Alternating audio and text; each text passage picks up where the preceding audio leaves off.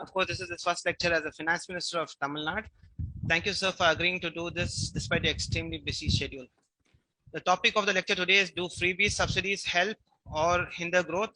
Successive Dravidian governments in Tamil Nadu have got a lot of flack and bad press for the subsidies and welfare schemes and are often accused of fiscal profligacy. In fact, two judges at the Madras High Court earlier this year observed that the freebie culture was making the Tamil people lazy, and they wouldn't be surprised if migrants soon became the owners of properties in the state and the sons of the soil working under them. But apart from such alarmist views, what really is the impact of giving subsidies and how do they affect economic growth? Who better than Dr. Tyagarajan, a former banker and a financial expert to boot, to throw light on the topic. But before we start, some ground rules. Please keep your microphone muted during the talk. And if you have any questions, you can use your raise hand feature on the Zoom window or send the questions across on chat and we will raise it. I now request ACJ Bloomberg student Kripa Jayaraman to introduce Dr. Tyagarajan to the audience. Over to you, Kripa. Good evening, all. Dr. Palnivel Tyagarajan, a two-time MLA from Madurai, is currently the Minister for Finance and Human Resources Management in the Tamil Nadu government. He did a chemical engineering degree from NIT Trichy, a master's degree in operations research, and a PhD in human factors and engineering psychology from the State University of New York at Buffalo. He then went on to do an MBA in finance from the prestigious MIT Sloan School of Management. While his career began in consulting, he later moved to work as an investment banker in Lehman Brothers. He quit the company as head of offshore capital markets in 2008. He soon moved to Standard Chartered Bank, where he worked as the managing director for global capital markets, followed by financial market sales. He quit the post in 2014. He moved back to India and then joined the TMK. He represents the fourth generation of his illustrious family's engagement with Dravidian movement. He is well known for articulating his thoughts simply and clearly, especially cutting down the financial jargon, which is the first thing we are taught here, and for his outspoken views on Twitter. The students of Asian College of Journalism welcome you, sir. Today's topic of discussion is: do freebies or subsidies help or hinder growth? Over to you, sir. First of all, thank you. Thank you for inviting me. It's always a pleasure to come back. Thank you for the kind introduction. I'm not sure I want to be famous for my comments on Twitter, but I guess it is what it is. I'm particularly happy to have this topic because I think it's something that is very frequently either misunderstood or confused. Of course, there's a whole different question about where the line between the executive, the judiciary, and the legislature ought to be drawn, and whether these days we see that line being increasingly blurred or non-existent. But that's another topic for another day. If I just go back to the topic given to me, why don't we start with at least my understanding of the basic role of government in a civilized society, in a democracy, in a republic. What is the economic kind of role of a government? Because surely nobody has ever said, governments are the greatest creator of jobs or, the greatest drivers of an economy, unless you're Norway or Brunei or Saudi Arabia, where you're getting it out of the ground. And therefore the people's assets drive the economy. The rest of the time, the government is not the primary driver of economic activity. People are, businesses are, individuals are.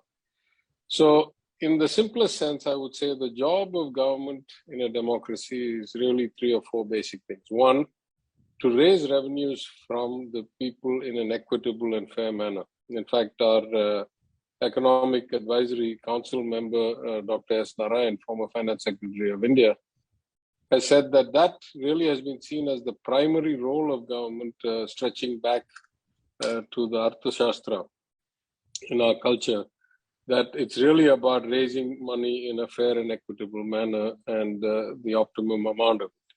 But what do we raise the money for? Then really the second job is to ensure that you provide high quality public goods and services as universally as possible. Drinking water, transportation, education, healthcare, access to opportunity. I would go so far as to say the next role, which most countries explicitly take on, is to ensure that there is a level playing field and to create the environment for growth. So to ensure that the few don't kind of corner the assets, even in capitalism, as our other economic advisor, Raghuram Rajan, once wrote in a book, saving capitalism from the capitalists. Don't let the winners get so strong and so big that they can basically take control of the system. So ensuring a level playing field and creating the kind of ecosystem for growth, a good dispute resolution system, strong property rights, good infrastructure that allows private enterprise to come and create growth. And crucially, to provide some protection or support for the poorest, the weakest, the most unfortunate, the most kind of bottom of the economic or other spectrum in a society. A caring and compassionate society is defined by how well you take care of those most in need, not who gets to be rich or how many get to be rich. So in that sense, some of us only may need help temporarily. It may be unemployment insurance. It may be healthcare that one cannot afford and the state must provide. Some may need it for longer durations because of a disability or a differently able person. But the net result is that all civilized societies have some sort of a safety net to provide for those who are in need, either instantaneously or over longer durations of time. In that sense, when we think of subsidies or freebies, really we are talking about that component of it, of what is the role of the government in taking care of people and how do we define where the right line is. Because I think for most of us, this is not a black or white situation, and I'll explain in some detail. So first, let me say that, of course, we can separate subsidies and freebies very clearly. Right? A subsidy is something that is used on a sliding scale. It doesn't have to be the same for all. By definition of freebie, which itself is a bad term, but the definition of freebie, free of cost, is free of cost. It's zero. There's not some people 0 and some people 10. That's not a free of cost.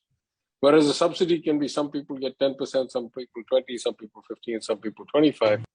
And it is really an incentive alignment or behavior incentivizing kind of tool. So subsidies are used around the world for things like, import substitution. The country decides we no longer want to import this particular type of product. We need to be self-reliant or at least have 50% production. Therefore, we provide subsidies to those who make this product.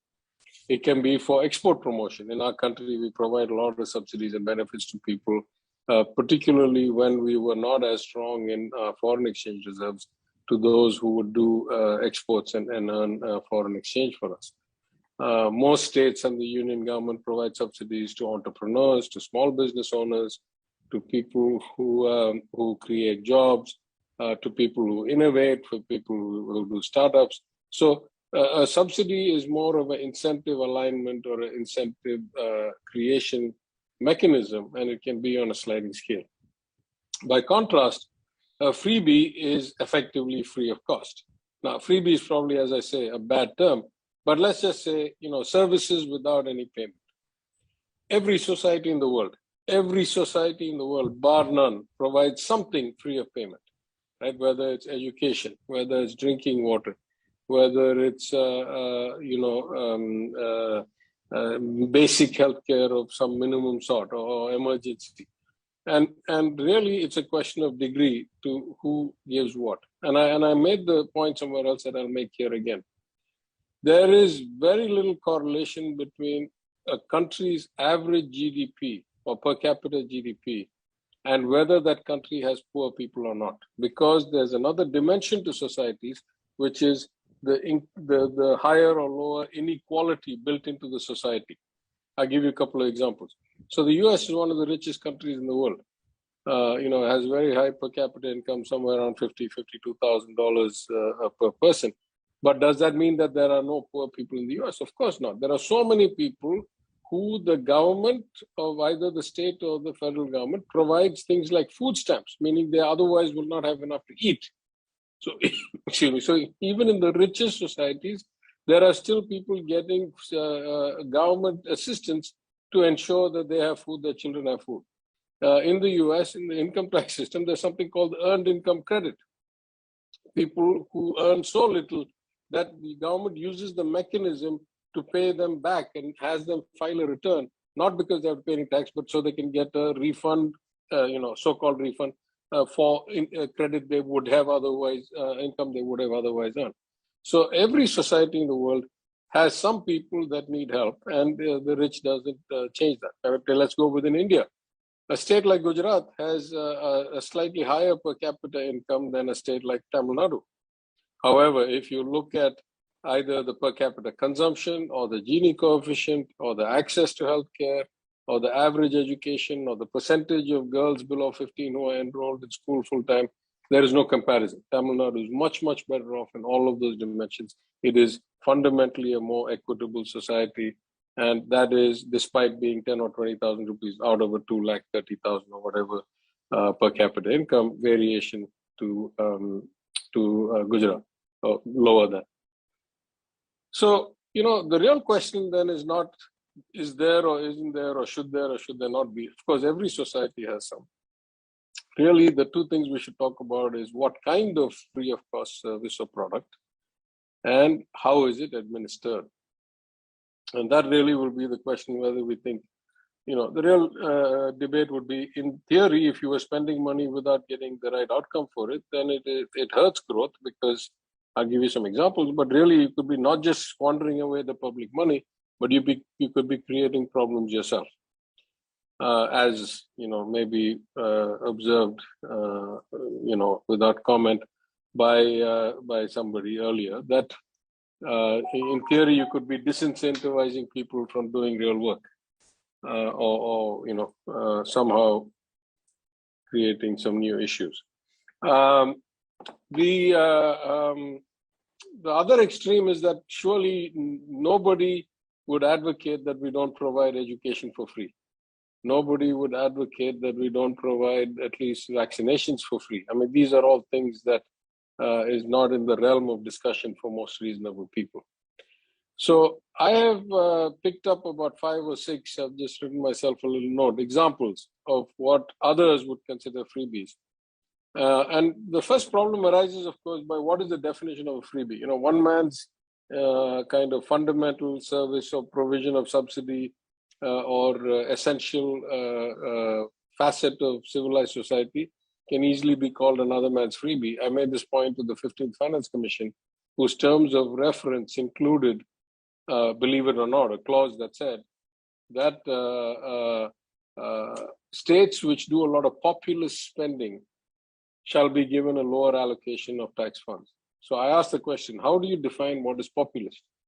Who is an authority? Who has got the definition, from God or from nature to say what is populist or what is not populist? Is subsidy for gas cylinders that was given by the union government with the face of the Prime Minister, is that considered populist? If that is not populist, why should the government of Tamil Nadu giving subsidies or giving free laptops and cycles to students who are studying be considered populist? So, at some level, all these terms are meaningless, and surely they're subjective. But let me give you some examples, and we'll see whether that makes sense. So clearly, some things that we consider revenue spending or providing free service or free goods to people, particularly the examples I've given. The free noon meal scheme. Tamil Nadu is a pioneer, started in 1921 with the Justice Party government of Madras Corporation providing free breakfast, got expanded multiple people, multiple times. The second great expansion came with Kamaraj, who expanded to lunch at all schools, but only for poor students. The third big expansion came with MGR, who expanded to all students at school, irrespective of any means testing for whether they needed it or not. And then, of course, Kalaignar, who expanded it to protein, to include eggs and so forth. Every one of those interventions have fundamentally strengthened and improved our society and, made the next generation better equipped to deal with the world than the one before it. And so I would consider that essential investment in the human resources of our state. And in no way would that be considered either populist or, freebie. Different people at different times have provided cycles to high school students, to laptops to college-going students, all of which, again, I see that though it's revenue spending for us, in fact, let me put it another way. Were the government to purchase cycles or laptops, we would consider that capital spending because we're acquiring a good that will depreciate over time. But since we buy it and give it to other people, we consider that revenue spending. But those people are the people for whom the government runs. So it's very easy to justify those as investments in the future. They increase the productivity, the access to education, the time spent on studying versus other things. We can even look at subsidies that are somewhat unique to Tamil Nadu, like support for weddings, like the Thangam Fatali scheme, or what we recently did. The government of Tamil Nadu is fairly, I won't say best in the country, but fairly generous relative to other states, support schemes for expectant mothers. Not only do we provide vitamins and nutrition and counseling and all kinds of other things, but also cash assistance for every expectant mother. We can look at schemes like health insurance and crop insurance, which in some cases we charge notional amounts for. Many cases we don't charge anything at all. We use the insurance model just to ensure that only those that really need it get it, and that there's some ceiling on the per person utilization. But really, it is a way of the government protecting the public from bad outcomes, risk that they couldn't otherwise mitigate themselves. Then you have things like National Rural Employment Guarantee Scheme. Again, one of our financial advisors, Professor Jean Reyes, had a big hand in the creation of that. And even in our recent meeting of the Tamil Nadu Economic Advisory Council, the Chief Minister and the advisors discussed about our commitment to provide 1,000 rupee per woman household member a subsidy, and how soon we could get to implementing that. Now, the MNREGA is a perfect example. If you take the MNREGA and you think of it as a kind of minimum employment or minimum income, basic income guarantee scheme, quasi, then there's two ways of implementing this. One is to implement it in a way that people actually do some work. And there's so much work to be done. There's all these ponds and kulams to be, desilted, to be rejuvenated. There's work on roads to be done. There's buildings to be built, schools to be built. There's community centers to be built. So as someone who signs off on these files as a finance minister, I see so many projects and so many initiatives for which the labor can be achieved through the employment guarantee scheme.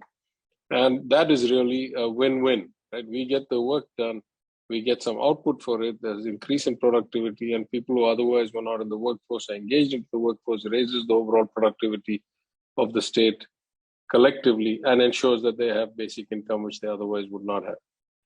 Now, you could also see in many cases the allegation, at least, I'm not sure who's tracking these cases, but of money being given with no work being done, or money being given to phantom workers, or money being given and that disrupting the local economy. And this I've heard many times, where people say, well, if you go to a village and you pay individuals 150 rupees a day and don't extract any work from them, then really you're making the next best option, which is to work for the farm sector worth something like 300 rupees. So what you've done is you've just increased the wages that the farm sector faces.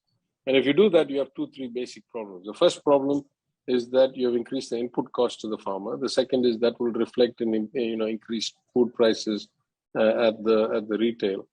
But most of all, you have effectively created inflation. You have pumped more money into the system without getting more goods. And that is the technical kind of methodology for increasing inflation, is more money chasing the same or fewer goods.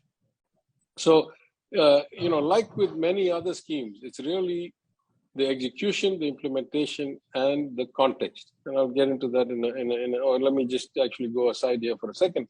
Surely all these concerns I have about MNREGA, about whether it causes real work and all that, is much more of concern or much greater value when we are in a tight economy and the labor market is tight, or where there's already full employment and things like that. I really don't worry about any of these things. If we are in a pandemic and the economy is in a huge slump and people are having a hard time finding a way to make a living, then of course all these norms don't apply. Then I say, please give the money as fast as you can to as many people as you can, because that's how you stimulate demand and keep people out of poverty. So, many of these things are also a grayscale in terms of what context, what part of the economic cycle, are you in a disaster situation? Are you in a regular situation? Are you a $5,000 per capita country? Are you a $50,000 per capita country? Are you in a tight labor market? Are you in a slack labor market? Is inflation under control? Is inflation already soaring? All these things, of course, will determine, the relative value and the relative stringency with which you should enforce these kinds of things. Then you start getting into really, really difficult things, which is, I can't tell you how many audit reports have come back about the problems with implementing the free cow and goat scheme. A little less on the goats, but increased, extreme number of problems with the free cow scheme. I mean, those of you who have looked into it, the complexity of it is horrendous, right? So in theory, the idea is good. You give women, especially rural women who have land and who have access to cattle feed type areas, vegetation, a cow, and you make them milk producers, you increase the total output of the state, you give them a revenue and so forth and so forth. They get cow dung and all these things. The problem is, if you buy those cows inside the state and you move them from one hand to another within a tight circle, A, you're driving up the price of cows because you got more money chasing the same number of cows. B, because you're not getting breeding of genetic pools that are different, you could increase a lot of internal problems. So the design of the program, I don't know, through whatever iteration, said you really have to get the cows from outside the state. Now the question is, who gets to decide which cow is worth buying and bringing and giving to which beneficiary? So then the program is designed to say, no, the government cannot buy the cow. The beneficiary must go to the next state and with the government kind of purchasing authorized person and then buy the cow there and bring it back. They say, which cow? Oh, no, you must go and test the milking of the cow for 4 days to make sure it milks to a certain capacity. And then you must bring it back. Now, which cattle market in Andhra or Karnataka is going to allow somebody to test a cow's milking production for 4 days? So, this scheme is inherently got structural problems that were not thought through. And though it is supposed to have been in execution, it has failed in so many ways because it has got, many ways to fail. It has not been well thought through. And then you look at things that are even worse. I mean, you look at things like, now well past needs into wants, into grinders and mixies and fans and all that. And you start asking yourself, when somebody can walk down the street in most parts of society, most villages even, and buy ground dosa batter or idli batter for 5 rupees in packets, are you really going to, do that much better with having your own mixers and grinders and fans? Especially, sorry, somebody's not muted, I think. Especially at a state where not everybody has continuous supply of power and where energy is already subsidized only up to 100 units. So were I to give a lot of free goods like fans and mixies, grinders, and the latest one, our opponents put out washing machines, then really, you'd be creating multiple problems by yourself. The washing machine thing really gave me a laugh because, 90% of the households, even in big cities like Madurai, don't have continuous running water, right? There's some structural problems we're trying to fix, but certainly in the rural areas, you don't have continuous running water. And as anybody who's ever had a washing machine knows, it's very hard to run a washing machine unless it has a pipeline of water. And then, of course, I would say egregiously bad schemes like giving 50% subsidy to scooters, 1 lakh scooters or bikes a year, which is bad for the environment, bad for the traffic, increases your dependency on petrol and diesel, or petrol in this case, and further tarnishes the demand for bus service and so forth. So, it's unjustifiable in most ways.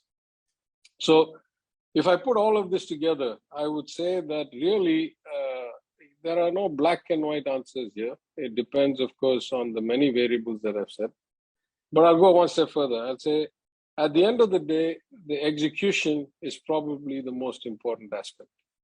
It's one thing to say I have or I don't have a plan. It's another thing to say is well designed, not well designed. But if you don't have fundamentally good systems, good data, and therefore good execution, then everything else is irrelevant, right? A bad scheme can be redeemed through good data and good execution. A good scheme can be ruined through bad data and bad execution. And, I have been very clear to my chief minister and to many of the authorities I work with, IS officers, that in my mind, giving an undeserved benefit to somebody is marginally less bad than having somebody who doesn't get what they should get from the state. But giving something to somebody who has gamed the system to extract that benefit is infinitely worse. And in many cases, we can judge the intent. Let me give you 2 or 3 examples. One of the 5 pillars that I talked about after we came to power and that I've kept on repeating about how we're going to improve the administration and governance is a data-centric governance model. And what does that mean? That we want to know who's who, we want to know who gets what, we want to know who's eligible for what, we want to know how many points somebody touches the government. Are the same people who are in the kind of free rice category also paying income tax, for example, right? I mean, these are 2 incongruous things. So we started some work. I think we came to office in May. Between May and June, we were mostly tied up with the second wave of COVID. We probably started real governance work in July. And I think around the middle or end of July, we announced this initiative. So it's been about 2.5, 3 months that we've been looking at the data. And just to give you 2 or 3 examples, the crop loan waiver that our predecessors did before we came, at least 50, 60% of the records had serious problems with them. The most egregious example that I listed in the assembly during my budget speech was an individual who had given detail for a crop they had planted, taken a loan, and then had it waived, except the land that they talked about was inside a government arts college owned by the government and not arable. It was not cultivable land. And yet that loan was also waived. And in real time, we have now been processing the dual loan waiver that my chief minister announced when he was leader of the opposition and during the campaign. And as he has pointed out himself, after we have been able to cross-reference the data, we have found that almost 2/3 of the loans were gamed by people, individuals who applied at 6 different places, more than 1 lakh of covers of so-called jewels pledged to get loans, empty covers, never had jewels in them in the first place. So, the extreme examples of malfeasance are just mind-boggling, but it tells you the value of data and the value of connectivity and the value of cross-reference, and put all together the value of execution. So, for example, we've created some new rules on this dual loan waiver. A, that it can only be given to people who identify themselves with the physical ID and matches the face, and B, only to them in person, and C, with an auditor of the cooperative societies, which sits under finance present, and those auditors we're giving special training, and then we're crossing them across districts so that they don't have collusion. So we'll send the auditor from Chennai district to Madurai district to validate, or something to that effect, not particularly those 2 districts, but cross district. So at the end of the day, I would say, before we look at this as too theoretical a question, maybe it's worth looking around the world. And we look around the world, and as I've said many times before, there's a very strong correlation between compassionate societies, between those that protect the weakest, the most in need, and the quality of life of citizens, not just the economic development, but the overall social development, and the Gini coefficient, how unequal a society is or isn't.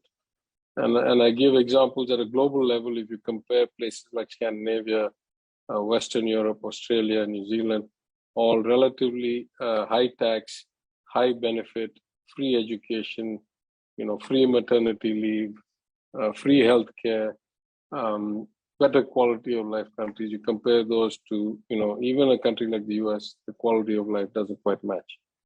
And then within the US, you take states like California, New York, Minnesota that have very good protections, relatively speaking. for the poorest and weakest, and you can see where they start to separate from the not so progressive or not so compassionate states. And I've already made the mention within India, certainly of the 4 large rich states in India of Maharashtra, Tamil Nadu, Karnataka, and Gujarat.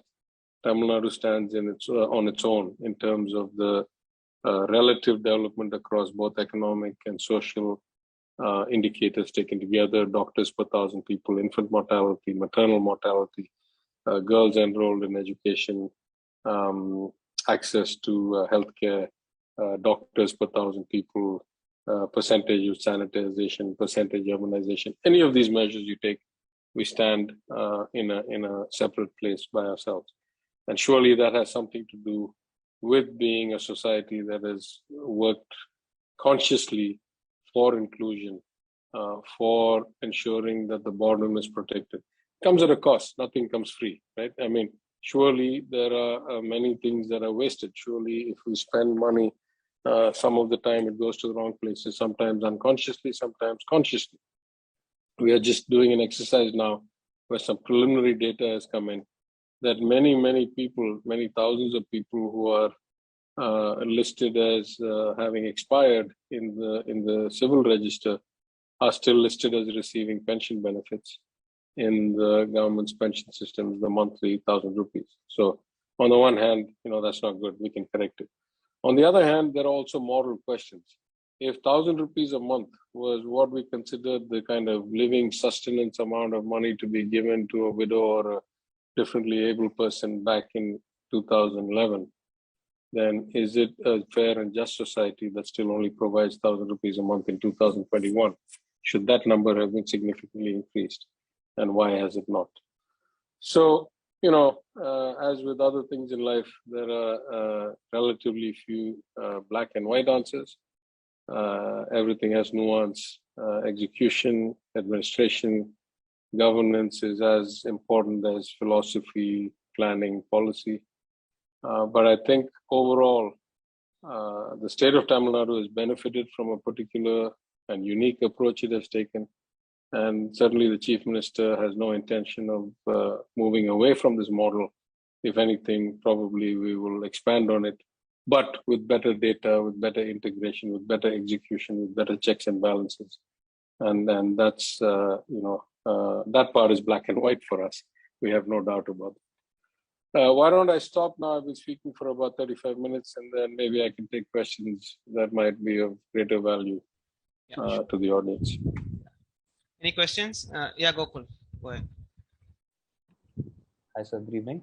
I just want to know, when you have schemes like these, are there metrics that you look at to see whether they have been successful, in the sense that if you are giving out the gold, is there any metric that you look at? Or, for example, you mentioned cycles, they increase access to education. So do you look at those metrics to see whether it has been successful, or what are the metrics that you use to see if the scheme has been successful? Yeah. I mean, some of these are easier to track than others, as you might imagine. And some of these, we are not a lot of the information is public. So it's not like we are working with hidden data, right? So if you look at either enrollment levels, or if you look at graduation levels, or if you look at, bank credit levels, or if you look at, number of complaints against usury or so forth. I'm not saying we're great, but almost all these statistics are either tracked by us. We have, incidentally, in one of the departments, the Chief Minister has asked me to look after. It's called Planning and Development. In that, we have a data and analytics department which does this. It goes and checks the effectiveness of programs, it checks whether they reached, it checks the consequences, so forth. If I was to tell you the truth, I'd say that is not used as much as it should have been in the past. A guy like me who came from a trading desk and who lives on data, then I lever up on it a lot more. But at some level, it's not the only benchmark, right? I mean, the outcomes of society are there for all to see. And were we really spending a lot of money without getting a lot of good, not only would we realize it statistically, but we'd realize it politically. Because we're still a growing country, we're still a zero-sum game. So were we spending a lot of money in the wrong place, then surely the people would have felt the void of it in the right place. So there's some inherent systemic checks and balances. We do have professional kind of day jobs that are supposed to be looking at this. They've been doing some of it in the past. I suspect they're doing more of it now after I took the portfolio than ever before. And then we'll do a lot more of it still, partly internally, partly with partners like the Poverty Action Lab at MIT, where one of our other economic advisors, Professor Esther Duflo, is heading the Asia Initiative, and civil society, right? I mean, other people look at things like that. Kanjik, go ahead with this question.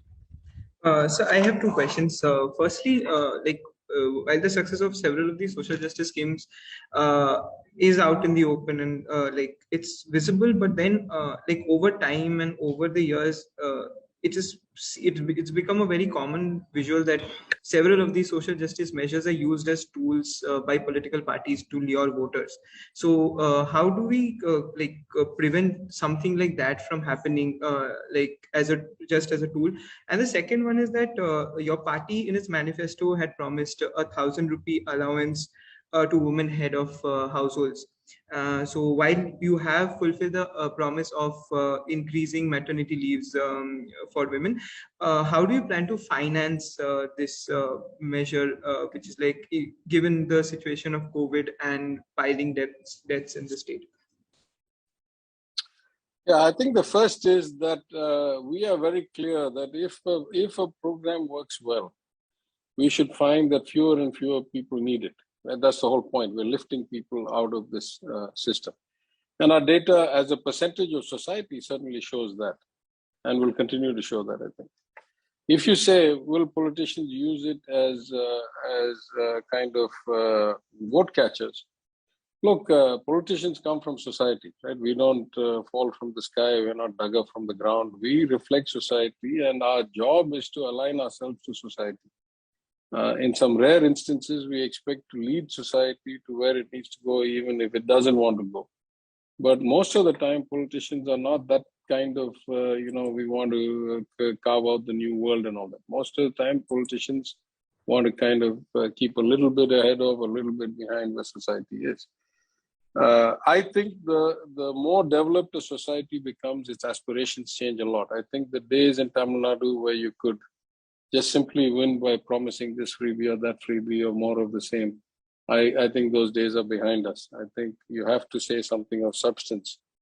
We are measuring all the time. And I would say, for example, that we have gotten more traction with the public, for example, on the marginal reduction in petrol tax than probably some of these loan waivers that we have done. That just goes to tell you that some things are universal, and that people understand that these things have also a multiplier effect and a prospective effect, as opposed to much less in other things. As far as the 1,000 rupees goes, initially that was only part of the Chief Minister's 10-year vision, that we would get there within the next 10 years rather than any given date. As with any other party, these manifestos don't come and say, by this date, by this date, by this date. I must confess that my understanding of Indian politics was, that these manifestos were not particularly well developed or well written. It's not like the party conference is held and 5,000 people get input into this. These documents emerge through some process. I haven't changed my mind. I'm not sure these manifestos are phenomenally well planned or immensely internally debated outcomes. Having said that, I've also been shocked at how focused my chief minister is on delivering these. And I don't mind confessing that I've had conversations with him and with others and say, listen, so many parties just give their manifestos and don't do anything. If you look at our predecessors in 2016, they won the election of the state, not having delivered any fraction of what they had promised in 2011. If you look at the union government in 2019, where were the 2 crore jobs? Where was all the black money brought back? Where was all the stuff? Nothing happened, and they came back to power. So it's not even clear to me that people really believe you when you say that. Having said that, I'm still shocked. Every day the chief minister tells us, where are we on this? Where are we on this? Where are we on this? And we translated the bulk of those 500 something commitments into actionable items for the different departments, allocating them to ministers, so forth.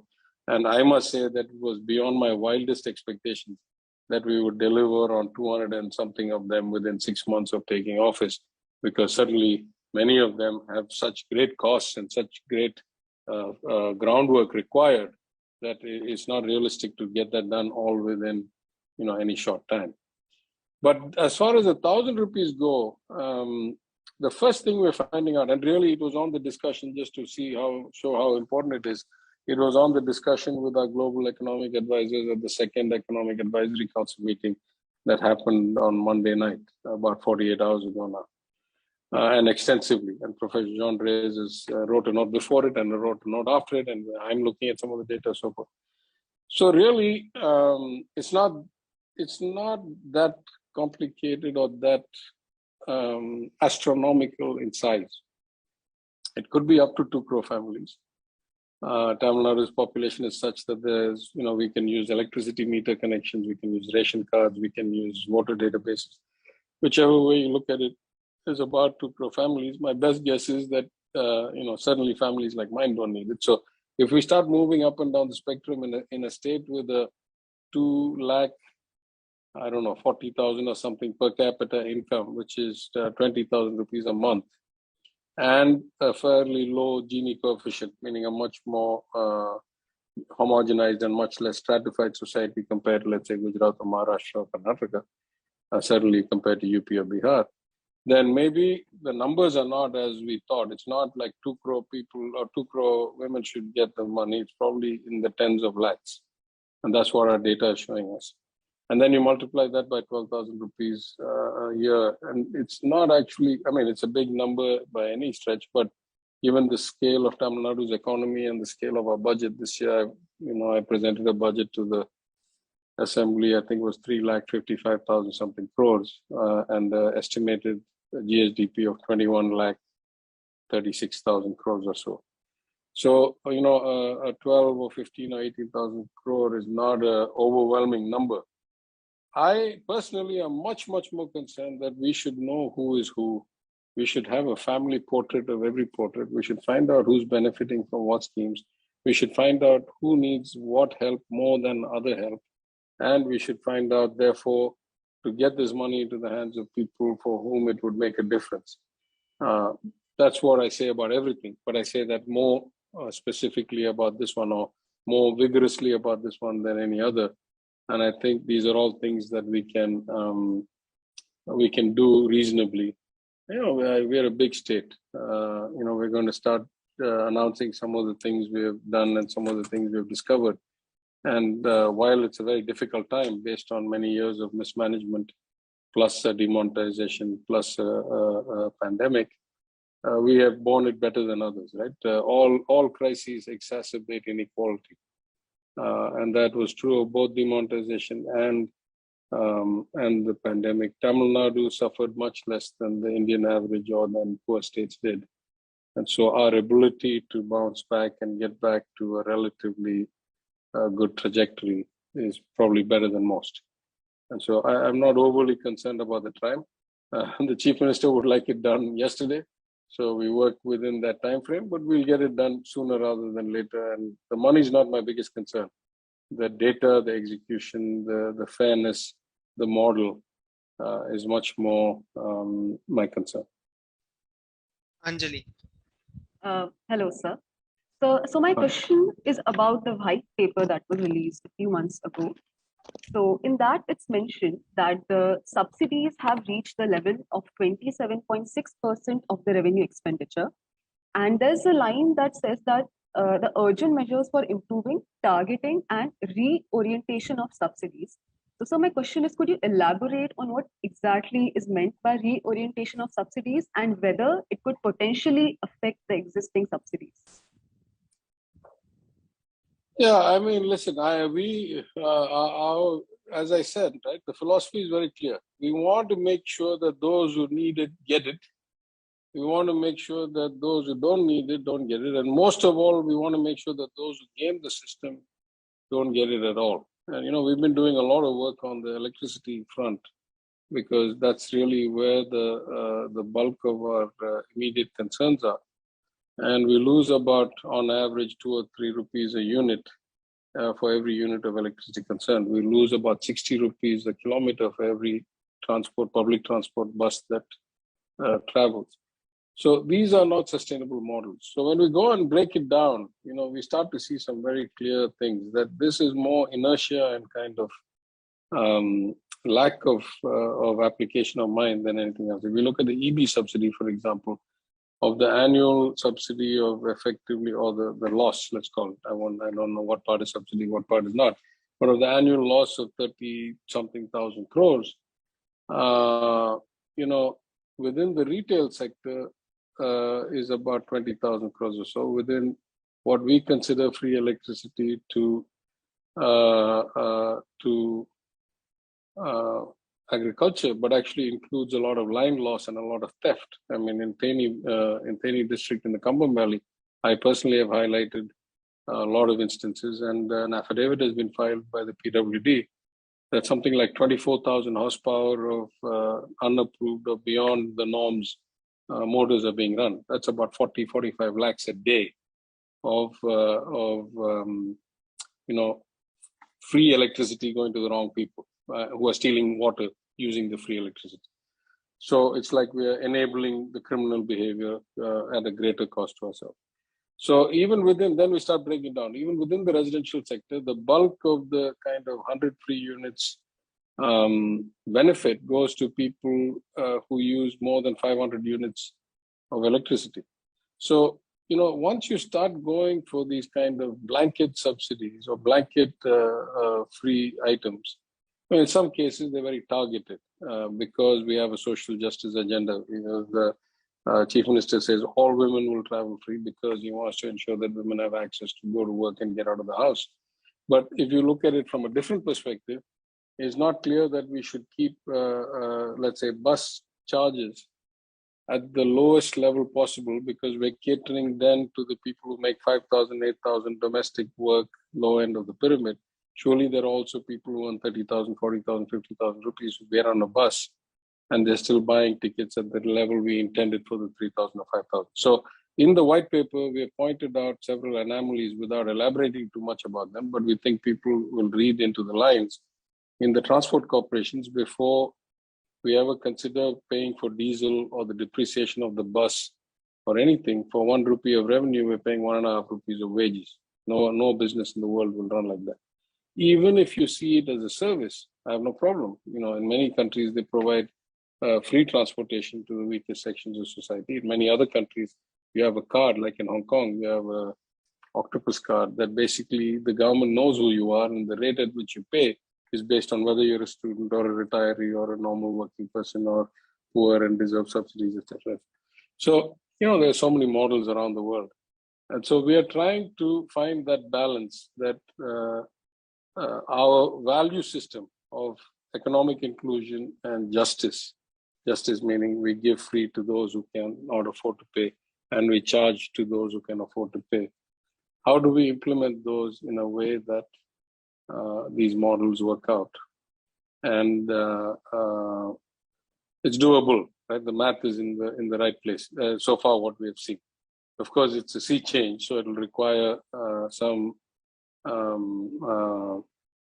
political will, because But part of that is changing the debate. Part of that is getting society involved in the debate. So one of the main functions I see is making things transparent, making things easily understandable, and getting them out into debate. And by debate, of course, we care about journalists and the students at the ACJ, but we care also about the tea shops, the bus stands, the farms. We want people to talk about what kind of society do we want to be, and what should the government do that is fair and right. And, this helps us as we get feedback on what should be our priorities and how we should drive this. So my second question is about, the white paper also mentions that there was an irresponsible degradation of financial status of local bodies in the last 5 years and must be corrected at once. So what are the steps that the government plans to take to correct the degradation? Well, there's on both sides, right? One is on the income side and one is on the expense side. If you look on the income side, property tax rates have not been raised in 10 or 12 years. And, we are not the only state in India. We're not the only kind of big metropolis in Chennai. So you compare Chennai to Bangalore, you look at Tamil Nadu property tax rates compared to other states' property tax rates. And we are way behind because we haven't raised them in 8 years. So on the revenue side, the local bodies have become, much more dependent on state aid and are not raising their own revenues properly, and they need to fix that. On the expense side, they have been a bit profligate for the sake of corruption in many cases, as I've said. For example, I was in a meeting earlier today. Almost everywhere else in the world, the smart city scheme, which is a joint union and state scheme, required the increase in monitoring, increase in CCTV cameras, improving risk management, crime control.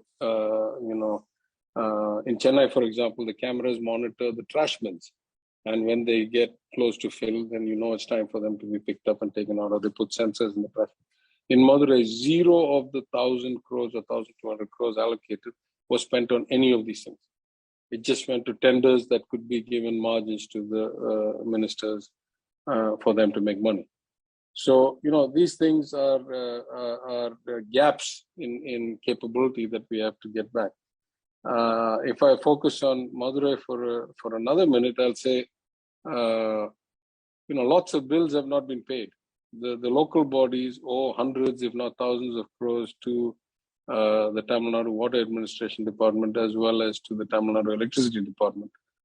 These are not acceptable kind of balances and shirking of payments. Also in Madurai, for example, many of these projects have created worse problems than if they did not exist.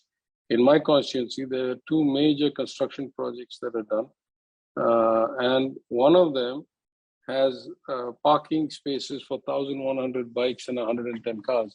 The other one has parking spaces for 400 and something bikes and 40 something cars. None of these has been assessed in terms of what the traffic flow into the single ramp parking garages would do to the traffic of the area. I am really worried about how we'll get the cars in and out, of the bikes in and out of these places, and the complexities and the traffic jams that will arise from trying to bottleneck this many vehicles into this smaller, into one ramp and one lane. So, those are the kinds of things that are irresponsible. Of course, they have to get their fiscal balance right. They have to first raise their revenues, then they have to pay all the dues that they have. They need to be much more competent. Part of the problem was that there was no local body elections for the last 5 years, right? So the villages, at least, they ran it like 6 months before this election, but before the main election. But the cities and the towns and the municipalities, we have not had local councillors for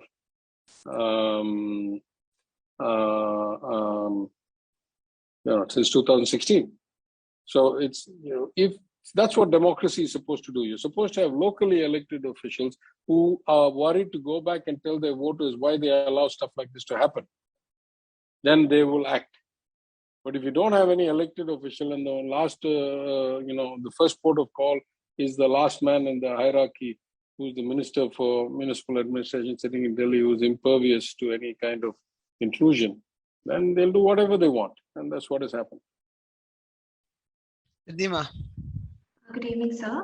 So my question is regarding how political parties and politicians think. So our democracy is designed in a way that incentives of political parties is in the short run, right? Because there's a 5-year life cycle. Elections happen every 5 years, and usually welfare schemes are designed to for 5 years to get the returns in 5 years. Whereas education and healthcare are sectors, when you invest in them, it usually the returns are long drawn out. It takes usually 10-15 years. So if you can, like, as a politician and a political party, how do you manage this short-term and long-term sort of, short-term incentive of actually winning elections, but at the same time, long-term benefit for the society? So, like, how does a political party think in this perspective? Yeah, I mean, all over the world, this is a problem. I think the professor explained it to me most simply was in the US, and they said, listen, developmental economics, if you are a growing country and you don't have, kind of excess liquidity, you're scrambling, the simplest advice is take every spare dollar and put it into elementary education. That gives you the biggest bang for the buck relative to almost any other investment. That's still true. But the problem in a democracy is that for that investment to give returns will take you 15 years or 20 years for those people to grow up and reach the workforce. And you'll have to face 3 elections or 4 elections by then, depending on the country. And the public may not be as patient. And so, most of us have to do this balancing act that we have to think about both the short term and the long term. I think most politicians try to do as best as they can. In fact, ironically, in 2016, when I gave my maiden speech, I said to then Chief Minister Ms. Jayalalitha, I said, instead of keeping on reminding us 20 times a day that you have come back for a second 5-year term after a 34-year gap that a government has been re-elected, why don't you do something about it and use the fact that you got a 10-year stretch, which almost nobody has had in 40 years, to actually think longer term and do long-term kind of policies. Of course, she was not with us for very long. But certainly, at least our Chief Minister, at least our plan, at least our manifesto, and our internal kind of planning since we came is thinking longer term. So, for example, much of my own departments, the finance department, the human resource department, the planning development department, I am talking about a 10-year plan. Ideally we'll be around to execute it. If not, let somebody else come pick it up. But if you don't have at least a 10-year plan, it's very hard to go 6 months to 1 year to keep jumping. In Madurai Corporation, for example, we have got a bunch of stakeholders together, started the process, and we want to come up with a Madurai City master plan. The last time a master plan was done for Madurai City was 1995. And so we want a master plan for Madurai City and for about a 20 to 30 kilometer radius going outside of the city in terms of not just 2031, but 2041. We want a master plan for the next 20 years. And we'll then start doing our projects within that plan. To be fair, Ms. Jayalalitha also had a 10-year plan in 2013. She called it Vision 2023. Problem with master plans or long-term plans is that if you miss the first few years of execution and targets, then they become irrelevant because you can't make up the gap because of the way compounding works. If you miss the first 2 or 3 years of the kind of growth rates that you're supposed to hit, then you can't get to the goal in the next 7 years because you'd need effectively, let's take an example. Let's say that your plan calls for something like 13% a year. We have talked about 1 trillion economy in 10 years. That requires about 13% of the year GSDP growth in nominal terms, meaning including the effect of inflation, which would be 4, 5%, 5.5%, at least in India. So you're looking at real growth of 7, 8%, and then 4, 5% inflation. So on the notional growth of 12, 13%, and you do that every year for 10 years, and you'll go from being about 300 billion now to 1 trillion in 10 years. But were we to lose the first 3 years and have only 6 or 7 or 5, then the remaining 7 years, we'd need something like 18 a year or 19 a year. And that becomes almost impossible. So really, though the long-term plans are important, even for long-term plans to be successful, you need to have the first part of the plan work right. Let's say the first 3 years we grow at 13, 14%. And then the 1 year it drops down to 10, and then we can make it up by 16, and then we can go back to 13 again. So it's drops of small amounts later in the cycle are easily recoverable. Large amounts or earlier in the cycle are not recoverable. And that's why we are so driven and focused to get in the right place now, using the bounce from the COVID, using the bounce from the lockdown, and return to economic activity. We're seeing that actually. Things like petrol usage between the first 2 weeks of August and the first 2 weeks of September, petrol consumption went up almost 35, 37%. So we are seeing a return to economic activity that is of huge proportions, at least in Tamil Nadu, because we did a lot of demand stimulation and we never let the economy go that far into recession.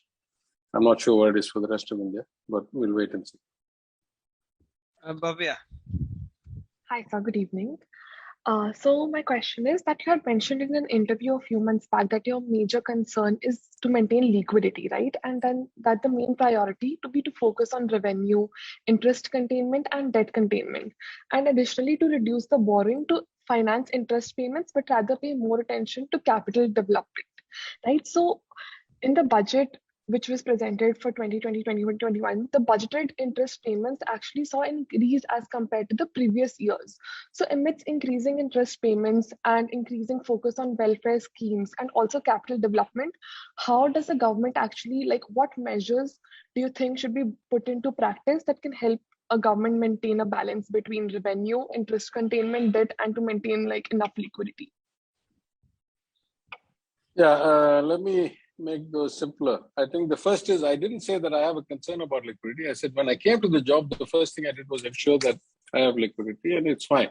Anyway, state governments are not like companies, right? You can't really run out of liquidity. There's so many places you can find money to use in the short term.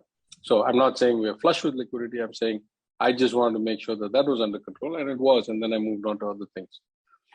As for the second part, when you compare year-over-year budgets, you should never look at the numbers as numbers, because you see there's the effect of inflation built in, there's the effect of GDP growth built in. So even if I am improving, for example, I have made a commitment that this year I will reduce the revenue deficit for the first time in 7 years. 7 years in a row, the revenue deficit has gone up. Now, what does that mean? Even if the number were higher, as long as the increase was lower than the increase in the size of the economy or the size of the budget or inflation, that means I've still improved. In fact, I've gone one step further.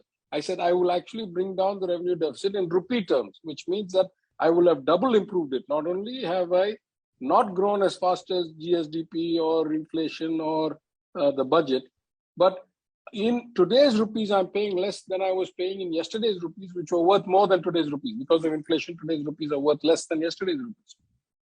So when you compare performance, absolute numbers become meaningless if you take long periods of time. For example, the budget of Tamil Nadu today is about 3,55,000 crores. When I first came to be a MLA in 2016, the budget was about 2 lakh crores. Right. So if I say what percentage of GSDP or what percentage of the budget, now I'm reasonable. If I say what was the absolute payment, then the numbers become confounded by inflation and by increase of the scale of the economy. So I would say that my focus is to reduce the revenue deficit, because borrowing to invest is always a good thing as long as the law allows me to do it. In fact, it would be irresponsible to not borrow and invest. I've said it many times before that there is no better investor than the state itself, right? Because we borrow at the lowest rates possible compared to any other investor. We are guaranteed outcomes more than any other investor because the government doesn't do rent seeking on itself.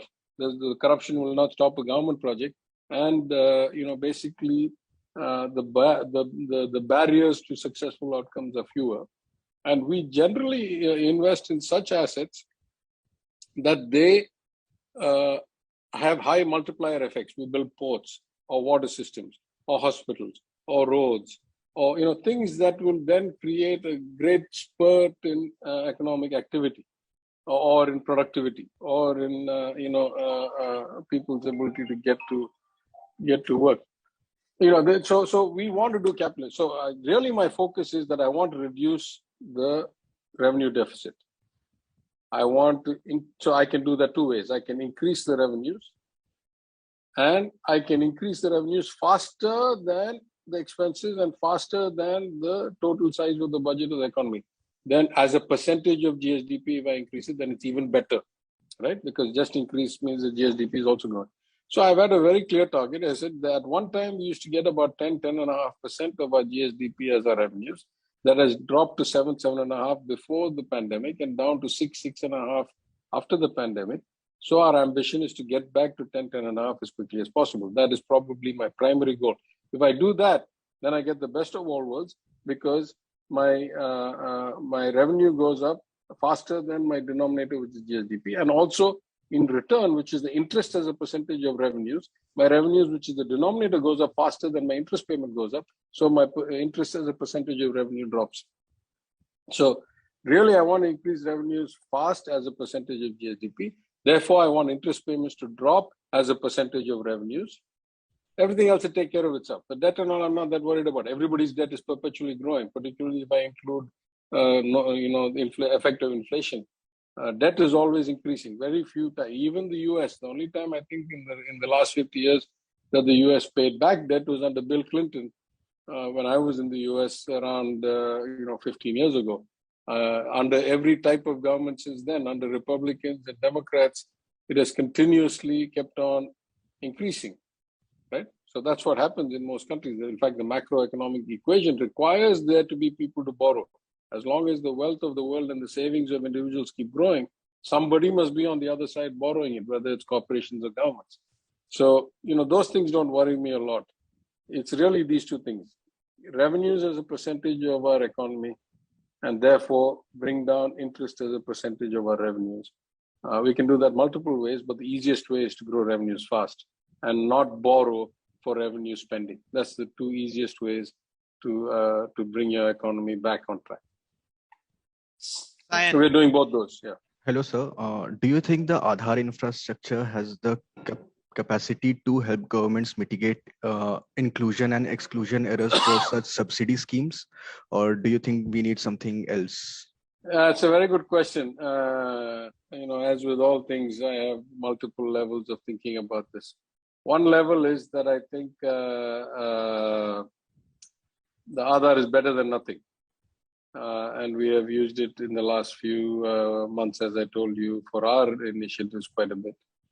Another level is to say the Aadhaar database, as many people have proven beyond a doubt, has been compromised fundamentally. And when I say compromised fundamentally, I mean not that somebody who should be there is not there. That is a fixable error. But there are thousands and thousands of cases of people who don't exist, or whose face and retina and fingerprint don't match the name and the ID. So there's multiple fake records in the Aadhaar database that's been proven beyond doubt. Now, once you have some fake records, it's like pouring poison in the well, because once I have the fear that just because your Aadhaar retina scan checks out, you're not really who you say you are because there's a fake entry in there, then I got a problem. That means it means nothing to me, because you may still turn out to be somebody that I have no way of knowing, because just because your scan or your fingerprint matches doesn't mean anything. It could be a fakely inserted record that I've just validated. Validating a record means nothing. There's one step beyond that, which is that the real cause of concern for us is very poor people, and there's many problems with retina scanning and fingerprint scanning, as you know, especially if you're poor and work hard, and your fingerprints have been blurred and all that.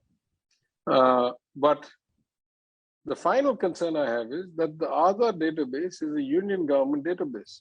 Though we can access it at some kind of micro level, in reality, Reliance Industries probably has better access to that database than the state of Tamil Nadu does. So these are things that we need to fix. And in fact, I've talked about this multiple times. Niti Aayog seems sympathetic. The union government, at least some of the ministers I work with, seem to understand. So we need to come up with some kind of a data sharing model between the states and the union, of course, while protecting individual privacy and so forth. But what we have right now does not work for us. We need, and Aadhaar is better than anything else right now. It is not by any means either foolproof or the best design. Sir, in terms of petrol and diesel cost, you had to cut down the price of petrol. For diesel, the price was not cut, but what was chosen was to provide subsidies. So can you tell me what was the logic behind doing like this, and what has been like the impact? Yeah, as I say, it's really a question of targeting, right? What are you trying to achieve, and where can you afford to take the loss, and what are the implications?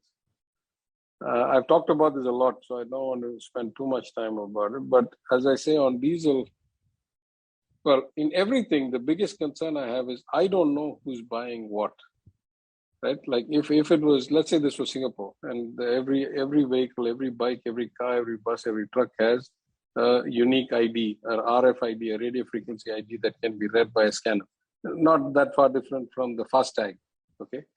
If I had that and I had the ability to tax discriminably, where I tell the petrol bunk, you get this kind of vehicle, you put this much tax. You get that kind of vehicle, you put that much tax. You get, a big SUV, you charge them plus $10 above the current tax rate.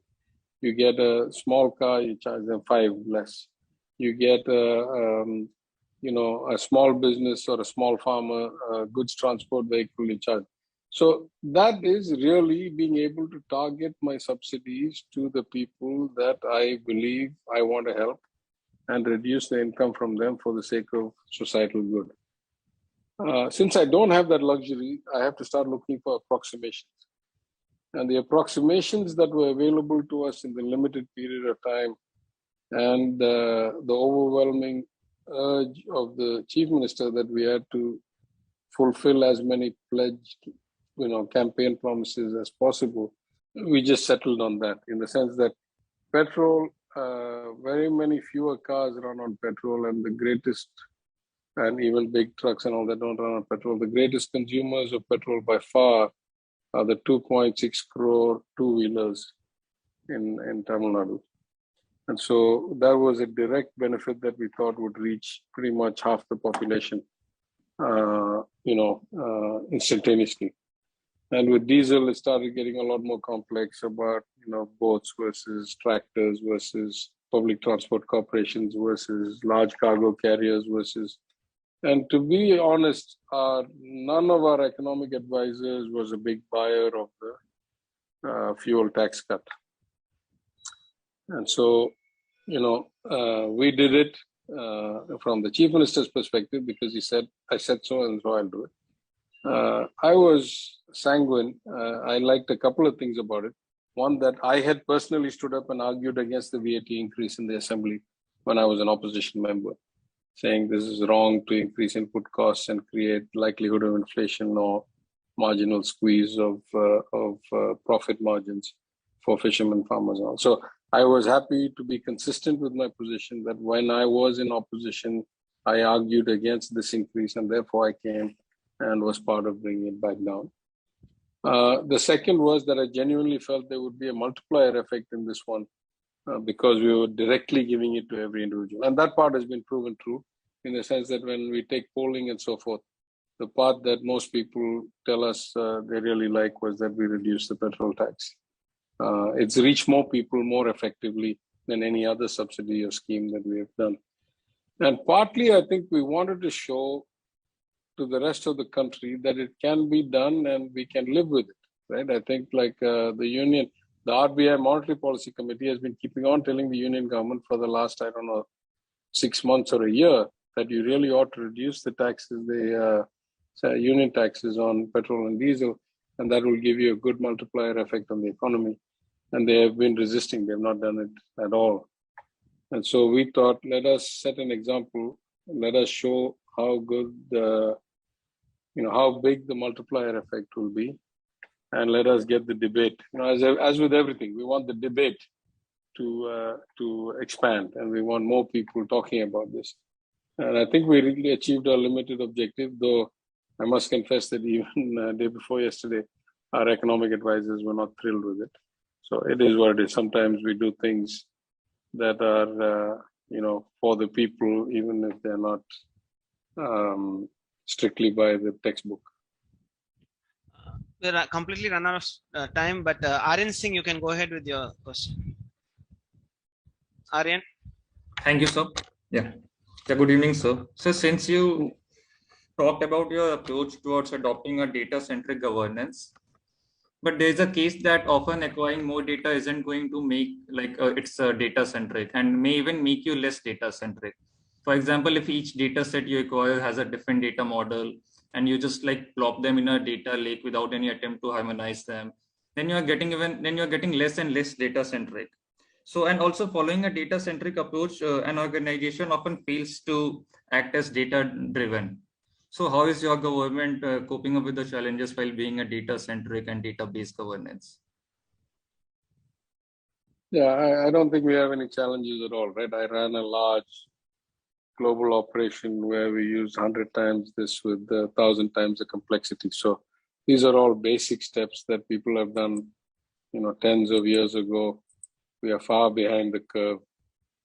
There's no complexity. It's like basic vanilla stuff, right? Every single step we take, we get benefit, and there's probably 2 or 3 years worth of improvements we'll make before we start wondering whether there's marginal cost of complexity or parallel or whatever.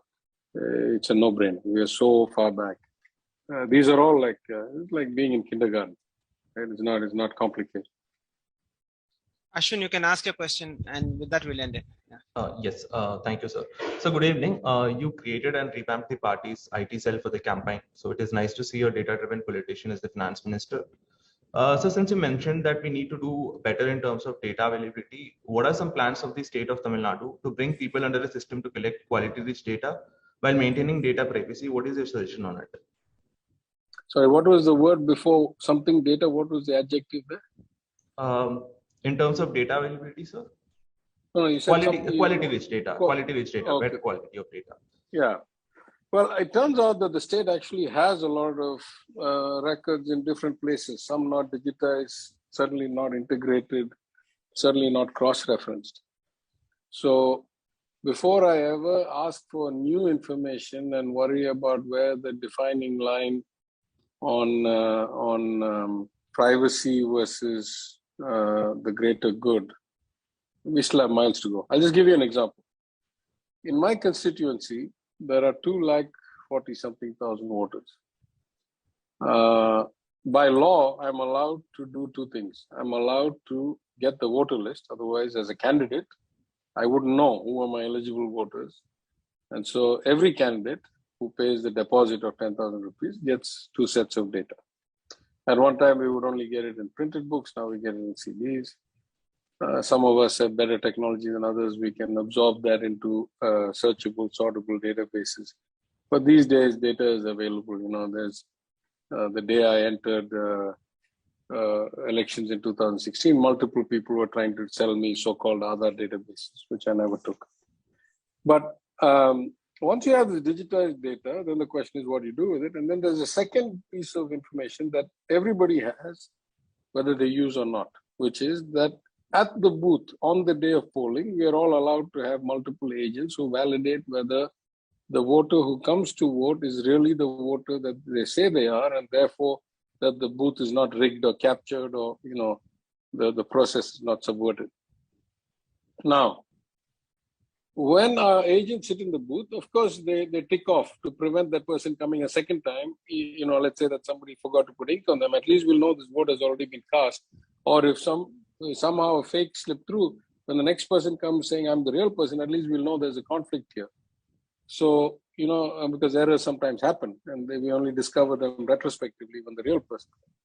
It's hard to process, a couple of lakh voters across 200, or in this case, because of COVID, almost 400 booths or 350 booths in 8 hours.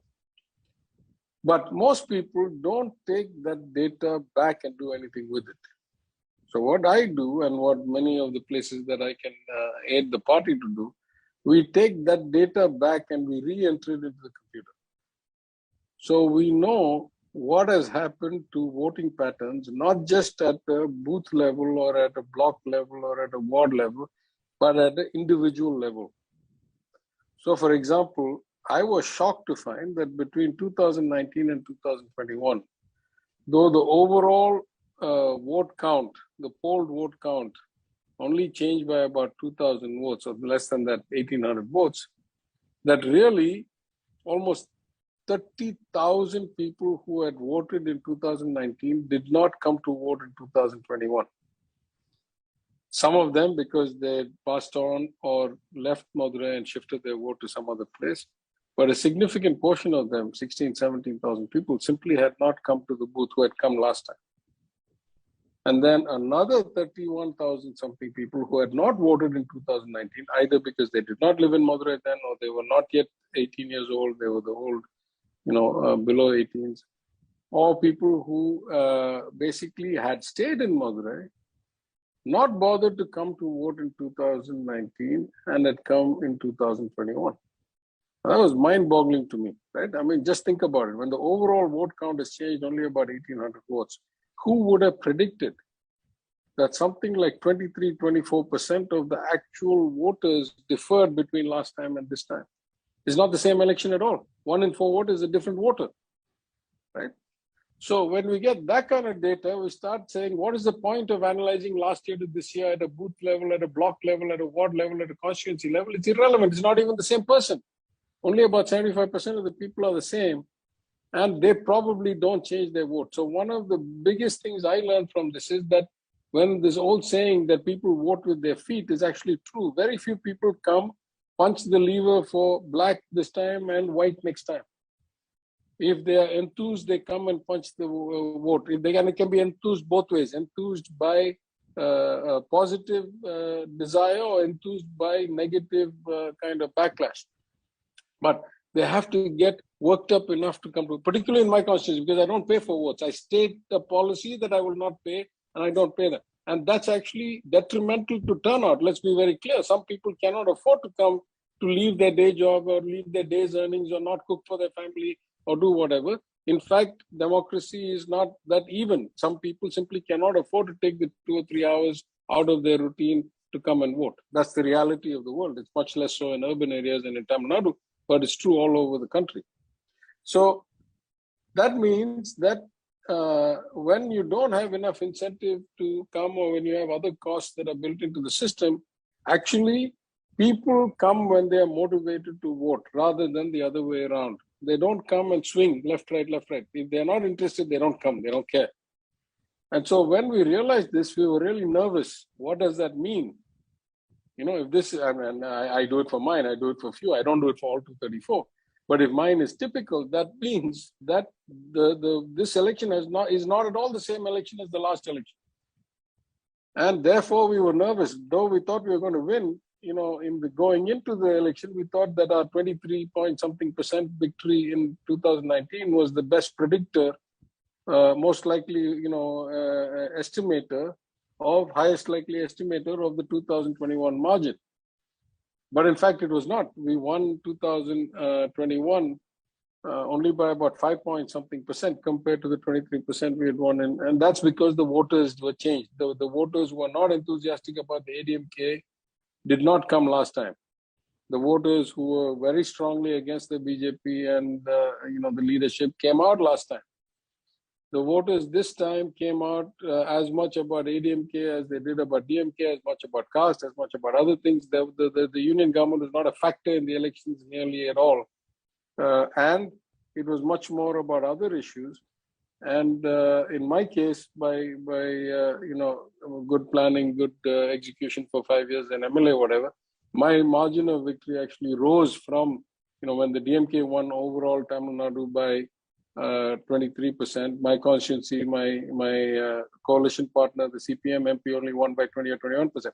Highest of all the MLA constituencies in his MP, highest margin, highest vote share, greatest improvement, etc., but still only 20. This time, all the other constituencies saw a decline. My margin went up to 23 or 24%, though the DMK's overall fell by 5, and I won by 34,000 something votes without paying 1 rupee. That is what data does for you. That is what data analysis and planning your strategy and your execution and your campaign based on your understanding of what is happening does for you. So the data that exists even, we are not using, or we're not capturing, and we're not putting it into a usable form. If that's true in politics, that's certainly true in government, right? Because in politics, this is our lifeblood. In government, we say, it's somebody else's responsibility. This department is that department, is somebody else. So, it's having an understanding, it's capturing it granular, it's understanding how to interpret it and analyze it, and then most of all, how to use what you have learned, and how to create a strategy based on your learnings. And it's continuous, right? None of these things are black and white. We form a model. We think we understand. Then we try it out. Then we say, no, it's not quite that. It's something else. Then we kind of get new data. Then we get another election. Then we put the data. So maybe we refine it this way. So we're continuously learning. All these are inherently non-deterministic models. They're evolving all the time, and our understanding, we hope, gets marginally better every time. Thank you, Doctor. Thank you so much, sir. We have completely run out of time, and thank you for being so patient and answering questions across a wide spectrum of topics. It's been great, and we would like to give you a virtual send-off. Thank you. Hope to see you again. Yeah. Thank you very much. Thank you all for listening in, and log off.